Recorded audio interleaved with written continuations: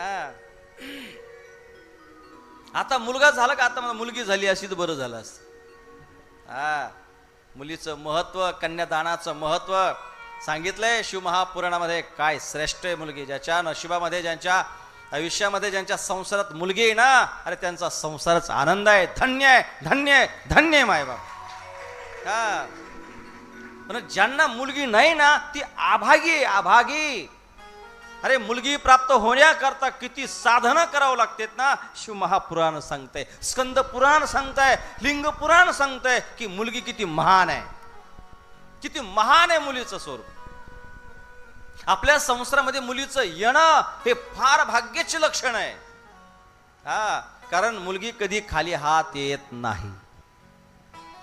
ती येत असताना बापाची प्रतिष्ठा, आणि मुलगी कधी स्वतःच नशीब ही स्वतः सोबत घेऊन येते मायबाप. ती कधीच कोणाला बोज राहत नाही, ना बापाला बोज राहत, ना कोणाला बोज राहत. एखादा बाप कधी मुलीमुळे कर्जबाजारी झाला का? बोजने काका? हा, अरे अरे, जीवनात मुलगी पाहिजे. कारण ज्यावेळेस आपली आई जाते ना, आई, त्यावेळेस आईच्या रूपामध्ये मुलगीच असते, लक्षात ठेवा. ज्यावेळेस आपण फोन केले ना आपल्या आईला, त्यावेळेस आई पहिला शब्द आईचा असतो, बाळा जेवण केलंस का, तू कसा आहेस, बरा आहेस का, तब्येत वगैरे कशी आहे तुझी. जसं आई विचारते ना, मायबाप ज्यावेळेस आपण आपल्या मुलीला फोन करतो ना, त्यावेळेस मुलीचाही पहिला शब्द येतो, पप्पा तुम्ही जेवण केलं, कसे आहेत पप्पा तुम्ही, बरे आहेत का, तब्येत वगैरे, गोळ्या वगैरे घेतल्या का तुम्ही. जे आईचे शब्द आहे ना मायबाप, तेच मुलीचे शब्द आहे. ज्या ज्या बापाला मुलगी ना, तो बाप फार नटतो रे. कारण बापाचं सगळं प्रेम मुलापेक्षा मुलीवर फार असतं. बाप जो शोभतो ना समाजामध्ये, तो मुलीमुळं शोभतो मायबाप. बापाला धीर जो येतो ना, तो मुलीमुळं येतोय. हा, आणि बापाचं जास्त प्रेम असतं मुलावर नसतं, मुलीवर असतं. हा, बाप मुलीवर फार प्रेम करतो, माझी ताई ताई ताई ताई ताई. हा, फार प्रेम असतं मायबाप. पण एक सांगू का मुलींनो, जोपर्यंत बाप आहे ना, तोपर्यंत तुम्हाला माहेरची वाट आहे. जोपर्यंत बाप आहे ना, तोपर्यंत दिवाळी, पंचमी, सगळे सण तुमचे शोभले जातात. हा, जोपर्यंत बाप आहे ना, तोपर्यंत तुमचे अश्रू बाप पुसत राहतो मायबाप. हा, जोपर्यंत बाप आहे ना, तोपर्यंत तुम्हाला कसा तो बाप विसरत नाही रे. किती गरीब असो, किती थकलेला असो, पण आपल्या मुलीला काहीच कमी पडू देत नाही. आणि एकदा मुलीच्या जीवनातला बाप गेला ना मायबाप, त्या मुलीचं जीवनातलं कायम प्रेम, तो आसरा, तो संपून जातोय. एकदा ज्या मुलीच्या जीवनातला बाप गेला ना, पुन्हा दिवाळीला तिला कोणी आणायला जात नाही, ना फोन येत, ना पंचमीला फोन येत, ना कुठे फोन येत नाही मायबाप. माझी बाई, माझी बाई, माझी ताई म्हणणार ही हाक जी प्रेमाची हाक आहे ना, जोपर्यंत बाप आहे ना, तोपर्यंत आपल्या कानावर येते. एकदा बाप संपला ना, त्या मुलीच्या जीवनातलं संपूर्ण प्रेमच संपतो मायबाप. अरे कितीही बाप गरीब असो रे, पण ज्यावेळेस मुलीला कधी पंचमीला, दिवाळीला विसरतच नाही मायबाप. जे कष्ट करतो, मेहनत करतो, जेवढं सुख दान करतो ना, तो मुली करता. हा, काय धडपड करतो रे तो बाप मुली करता, किती धडपड करतो रे, किती स्वप्न पाहतो मायबाप. हा, किती स्वप्न. पण एक सांगू का, शोकांतिका एकच आहे. आईच्या डोळ्यातले अश्रू सगळ्यांना दिसले, पण बापाच्या डोळ्यातले अश्रू कोणालाच नाही दिसले आतापर्यंत, नाही दिसले मायबाप. बाप कुटुंबाकरता किती झडतोय ना, नाही कोणाला दिसलं. बाप किती धडपड करतो ना, बाप कधीच कोणाला कळाला नाही मायबाप. आणि बाप एवढा असा दगडाच्या काळजाचा आहे ना, हा, एवढी सहनशीलता आहे ना त्या बापामध्ये. कधी बापाने स्वतःच्या अंतःकरणातलं दुःख कधी मुलीला दिसूच दिलं नाही मायबाप, नाही दिसू दिलं. मुलगी समोर आले की प्रसन्नता दाखवावी ना, माझ्या ताईला माझं दुःख का दाखवायचं, नाही दाखवत बाप. कधी मुलाला दुःख दाखवत नाही ना, कधी पत्नीला दाखवत नाही मायबाप. हा आयुष्य बाप त्या संसाराला युद्ध करण्यात जातो रे, संसाराचे घाव सहन करण्यात जातो. आईचं, स्त्रियांचं दुःख सगळ्यांना दिसतं रे, पण बापाचं दुःख, पुरुषांचं दुःख कोणाला नाही दिसलं, नाही दिसलं मायबाप. आयुष्य जातं रे. असं लोक म्हणतात की माणसाचं काळीज ना हे दगडाचं असतं. नाही रे, नाही रे मायबाप, नाही. हा, नाही. माणसं रडतात रे, का रडत नाही माणसं, बाप का रडत नाही? त्याला भावना नाही, त्याला संवेदना नाहीये, आहे मायबाप. तो डोळ्यात आसू या करता आणत नाहीये का? मी जर रडलोय ना तर माझ्या कुटुंबाने कोणाचा आधार घ्यायचा? मी जर हारलोय तर माझ्या कुटुंबाने आधार कोणाचा घ्यायचा? कारण बाप हा घराचा पाया आहे, लक्षात ठेवा. एकदा पाया कच्चा झाला ना घर कोसळल्याशिवाय राहत नाहीये. पण ही माणसं जी आहेत ना, ही आयुष्यभर त्या ठिकाणी त्रास, लोकांच्या यातना, लोकांची निंदा सहन करतात, आपल्या कुटुंबाकरता, आपल्या मुलीकरता नाही. पण बापाच्या अश्रूला त्याच वेळेस बांध फोडतो मायबाप, त्याच वेळेस बाप टाहो फोडतो. कारण जीवनामध्ये दोन विदया फार भयंकर आहे. कसलाही दगडाच्या काळजाचा माणूस असला ना रडल्याशिवाय राहणार नाही. एक प्रेत यात्रा आणि दोन आपली मुलगी सासरला जात असताना. अरे असो रे, कसलाही बाप असो, किती दगडाच्या काळजाचा असो, पण ज्या वेळेस ती आपली मुलगी आपल्या बापाला सोडून जाते ना मायबाप, त्यावेळी त्या बापाचं काळीच फाटल्या जात रे. कसलाही दगडाच्या काळजाचा जर तो बाप असेल ना, अरे पहाडासारखा, ते हिमालय रडला रे, हिमालय रडला, जनक रडला.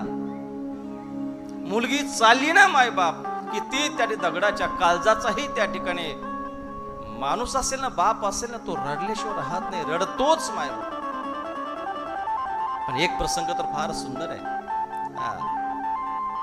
जशी जसं मुलगी मोठी होईल ना मायबाप, तसं तसं बापाची चिंता वाढत असते. एकदा विचारावं त्या बापाला. एकदा मुलगी उपवर झाली तशी बापाची चिंता वाढते. लग्न जमतंय, बाप रडतोय पण आशू दिशू देत नाहीये. आणि शेवटच्या मंगलाष्टक संपल्या जातात ना, तसं बाप इकडे तिकडे पाहतो, मी काय करू आता, माझी ताई जाणार आहे.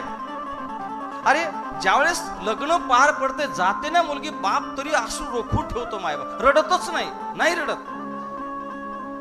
पण ज्यावेळेस गाडीवर बसते आणि सहज मुलगी म्हणते, आई पप्पा कुठे ग, पप्पाला भेटायचं. ज्यावेळेस असं म्हणल्यानंतर मायबाप, तो बाप तिथे नसतो, बाजूलाच उभा असतो. कारण तो सहनच करत नाही माझी ताई जात असताना.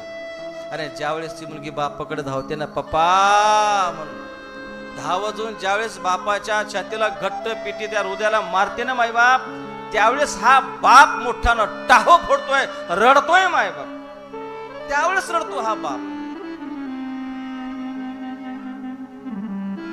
मुलीचं जीवन बापा करता फार अवघड आहे मायबाप. आज कित्येक बाप मुली सांभाळतात, त्या बापानं मुली करता खूप कष्ट घेतलेले असतात रे. म्हणून मुलींनो, माझं नेहमी सांगणं आहे, कोणतंही पाऊल उचलत असताना प्रत्येक पावलाला फक्त आपला बाप समोर ठेवा मायबाप. त्या बापाची मेहनत, त्या बापाचे कष्ट, त्या बापाचे अश्रू, तो बाप तुम्हाला मोठं करण्यामध्ये किती स्वप्न रंगवतो ना, त्या बापाच्या त्या स्वप्नाचा भंग करू नका मायबाप. प्रत्येक पाऊल उचलत असताना त्या बापाचा विचार करा, त्या बापाची आठवण करा, त्याला समोर घ्या मायबाप. आणि जर त्या ठिकाणी त्या देवताला, तो महान देवता आहे, त्याला खाली मान घालण्याचं कार्य जर तुम्ही केलं ना मायबाप, जगातली कोणती देवता नाहीये तुम्हाला क्षमा करेल. जगातली कोणतीच देवता तुम्हाला क्षमा करणार नाही, माफ करणार आहे. ज्या महान देवताला तुम्ही जर अपमान केला त्याचा, बापासारखा महान दैवत नाही रे, बाप आहे. हा विषय मी का सांगतो माहिती आहे का? कारण हा विषय निघला की मी जास्त वेळ हा विषय मला सांगा वाटत नाही, पण कधी कधी तो विषय येतोय, मला नाही सांगा वाटत. कारण हा विषय बाप, हा विषय आला की मला माझ्या बापाची फार आठवण येते बरं. काय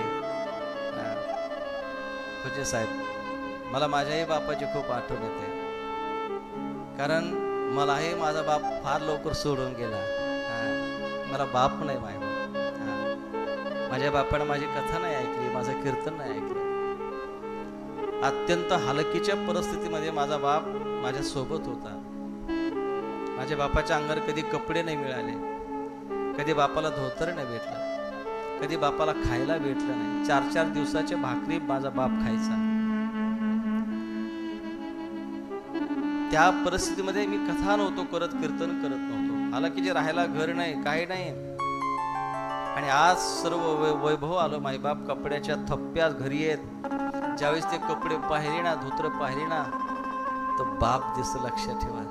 हा, आज जर माझा बाप असता ना तर समाजामध्ये अगदी टाईट धोतर काढून टाईट कपडे घालून फिरला असता. हा, आज तुम्ही इथे सर्वजण दिसताय ना मला. मायबाप, माझी एकच इच्छा होती, एकदा तरी माझ्या बापाला माझी कथा ऐकायला पाहिजे. हा, एकदा कथा ऐकायला पाहिजे. हा, जर माझ्या बापाने कथा ऐकली असती ना, आज जे कौतुक माझ्या बापाला झालं असतं ना.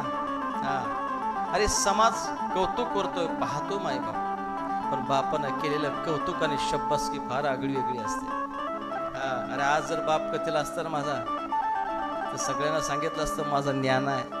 हा, माझा ज्ञानेश्वर आहे, ते माझं पोरग आहे. हा, माझा चिमणा आहे. हा, ते माझं लेकरू आहे. आज माझ्या बापाला खूप भारी झालं असतं मायबाप. हा, नव्हे किंबहुना माझ्या बापाने मला छातीशी लावलं असतं, मला शब्बासकी दिली असते.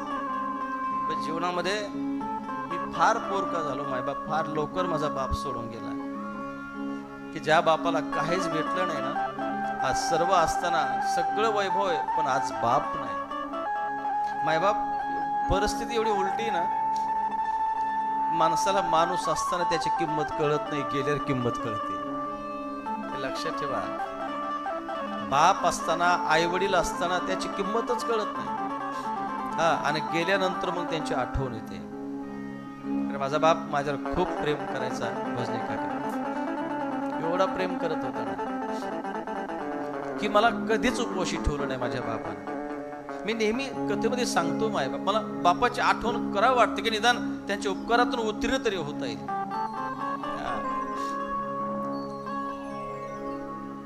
पण आज तो क्षण नाहीये, किती आठवण केली काही केलं ना, तो बाप दिसणार नाही. लक्षात ठेवा, नाही दिसणार. म्हणून हे चरित्र प्रत्येक क्षणाची आठवण करून देत आहे, प्रत्येक क्षणाची आठवण करून देतं मायबाप.